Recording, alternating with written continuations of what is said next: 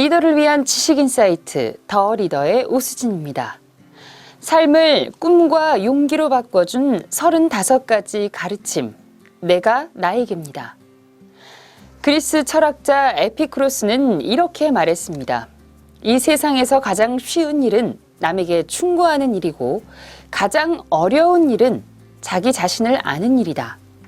여러분은 자신에 관해 얼마나 안다고 생각하시나요? 자신의 문제를 바로 보며 타인의 충고에 기대지 않으며 자기 삶의 의미와 방향을 잘 찾아가고 있나요? 내가 나에게는 대만의 유명한 작가 황더후이가 인도 시인 라빈드 라나드 타고르의 사상에 영감을 받아 쓴 책입니다. 삶에 힘들어하는 이들에게 꿈과 용기를 주고 무엇보다 행동해야 할 이유를 깨닫게 해주는 책인데요. 내일은 오늘과 어제가 결정한다는 사실을 기억하라. 우리가 마음대로 할 수 있는 것은 오직 오늘뿐이다. 자기 문제에 다른 사람의 의견만 물으면 해결 방법을 찾지 못한 채 시간만 보내게 된다. 무서운 것은 문제를 회피하는 것이다. 더 무서운 것은 대응 방법을 생각조차 하지 않는 것이다. 상대방의 헌신을 확인해야 사랑을 믿는 사람에게는 연인이 아니라 노예가 필요하다. 이 책은 자기계발서가 아닙니다. 이 책은 철학과 심리학, 무엇보다 행동학과 관련되어 있습니다. 시성으로 추앙받는 라빈드 라나드 타고르의 가르침을 자신의 심리상담 연구와 절묘하게 빚어 현대적인 가르침으로 새롭게 보여주고 있습니다.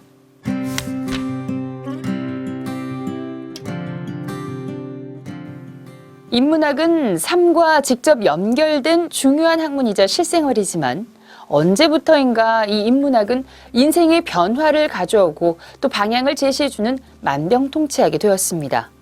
그러다 보니 인문학이라는 이름으로 돌직구를 날리며 인기를 얻은 사람들도 나타나게 되었죠. 그들은 깊은 성찰보다 해야 한다는 식의 해법을 던집니다. 내 삶을 바꿔라. 세상을 뒤집어라. 왜 분노하지 않는가라고 말합니다. 주장을 뒷받침하는 일화는 고전이나 위인전의 특정 부분만 골라내 흥미롭게 포장합니다. 들을 때는 재미있고 또 유익할 것 같았지만 마주한 현실과의 괴리에 혼란은 가중됩니다. 그들의 도깨비 방망이에 환호하다가 어느 순간 정신을 차려보니 이것은 인문학이 강조하는 스스로 생각하는 법이 아니라 정답만을 외우는 학생처럼 되었다라는 반응이 이상하지 않습니다. 왜 이런 문제들이 불거지는 것일까요? 전쟁터와 같은 현실에서 인문학은 너무 낭만적일 수도 있고 또 성찰의 학문이 돈벌이 수단으로 변하며 나타난 문제일 수도 있습니다. 아니라면 삶의 모든 해법이 되리라는 희망 자체가 헛된 기대였을 수도 있습니다. 질문을 이렇게 바꿔보도록 하죠. 나는 왜 인문학을 마주하고 있는가? 이제 다시 철학자 에피쿠로스의 말을 떠올려 보겠습니다. 이 세상에서 가장 쉬운 일은 남에게 충고하는 일이고 또 가장 어려운 일은 자기 자신을 아는 일이다. 대체로 사람들은 자신을 과소평가합니다. 그래서 다른 사람의 기준으로 자신을 판단합니다. 그러나 다른 사람도 자기 잣대를 근거로 말할 뿐입니다. 그 근거가 자신의 경험이든 또 인문학과 같은 것이든 말이죠. 그래서 그들이 해주는 말도 나의 처지를 추측한 것에 불과합니다. 문제는 나 자신입니다. 나를 누가 가장 잘 알까요? 바로 나 자신입니다. 나는 스스로 내 인생을 책임져야 하는 사람입니다. 다른 사람의 의견을 무조건 받아들이면 안 되는 이유이기도 합니다. 내 행동의 책임을 다른 사람에게 떠넘길 수는 없습니다. 나의 가치는 스스로 높여야 합니다.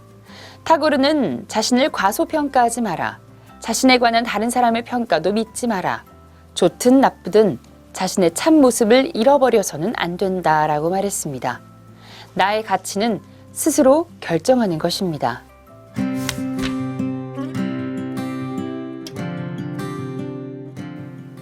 저자는 화가 르누아르가 말년에 관절염을 앓던 시절의 앙리 마티스와의 일화를 들려줍니다. 관절염 때문에 르누아르는 특수 제작한 휠체어 없이는 생활 자체가 곤란했습니다. 마티스는 그런 르누아르가 매일같이 고통스럽게 그림을 그리는 것을 보고 물었습니다. 그렇게 고통스러워하면서 왜 계속해서 그림을 그리나? 르누아르는 이렇게 답했습니다. 고통은 지나가지만 아름다움은 남기 때문이지. 마티스의 그림에 대한 열정은 이때부터 불타오르기 시작합니다. 그때까지 마티스가 알지 못하던 것을 르누아르는 알고 있었던 것입니다. 고통스러운 환경에서도 자신에 관한 평가는 자신만이 할 수 있고 그 결과도 영원히 남는다는 것을 말입니다. 혹시 자신만이 비극을 경험하고 있다고 생각하고 있지는 않나요? 타고르는 비극은 소나기와 같은 것이라고 말했습니다. 때를 가리거나 대상을 골라 비를 뿌리지도 않죠. 그래서 누구나 소나기를 맞을 수 있는 법입니다. 한 번 맞았다고 다시 맞지 않는다는 법도 없습니다. 다만 저자는 이런 상황에서 깨달음을 얻어야 한다고 강조합니다. 그리고 그 고통을 삶으로 받아들이고 이겨내고 또 더 나은 자아로 발전시켜야 한다고 말합니다. 오에 겐자브로는 노벨문학상 수상자입니다. 그는 아들이 태어났을 때 머리에 이상이 있다는 사실을 알게 됩니다. 수차례의 수술 끝에 아이는 간신히 목숨을 건질 수 있었습니다. 하지만 지적 능력이 떨어져 다른 사람의 도움 없이는 살아갈 수 없었습니다. 오에 겐자브로는 이 이야기를 작품에서 다뤘습니다. 가장 고통스러웠던 순간이었죠. 오에 겐자브로는 아들에게 이름을 지어주고는 어머니에게 말했습니다. 어머니, 아이의 이름을 가라스라고 지을게요. 이 가라스는 까마귀를 뜻합니다. 아들의 말을 들은 어머니는 아픈 자기 자식에게 상처가 될 이름을 지어주는 것을 보며 화를 내고 나가버렸습니다. 하지만 다음날 어머니는 생각을 바꿨습니다. 아들이 어린 손자를 잘 돌보기만 한다면 이름이 무슨 상관이란 말인가. 그런 어머니를 보며 오에 겐자브로도 뉘우치고 또 죄송하다는 말씀을 드렸습니다. 어머니, 어제는 죄송했습니다. 아이 이름을 히카리라고 다시 지었습니다. 이 히카리는 빛을 의미합니다. 오에 겐자브로는 이때 겪은 하늘과 인간의 충돌을 섬세하게 글로 묘사했습니다. 아들의 비극적인 운명에 혐오감을 느끼고 아들과 함께 죽을 생각을 한 자신을 부끄러워하며 자책했습니다. 그는 마음속의 자아를 괴롭히며 잔인하게 마주한 인간 본성을 글로 그려냈습니다. 부정적인 감정과 나약한 인간의 얕은 바닥도 섬세하게 그렸습니다. 하지만 그는 말합니다. 사랑이 이 모든 것을 극복한다. 누구나 사랑의 본능으로 사람을 사랑할 수 있습니다.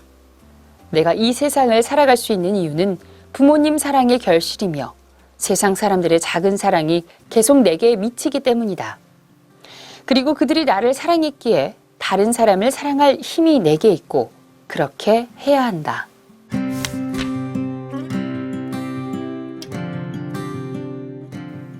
어린 시절의 자신을 기억하시나요? 아침에 잠이 깨면 새로운 하루가 시작됩니다. 매일 놀라운 일이 일어날 것만 같습니다.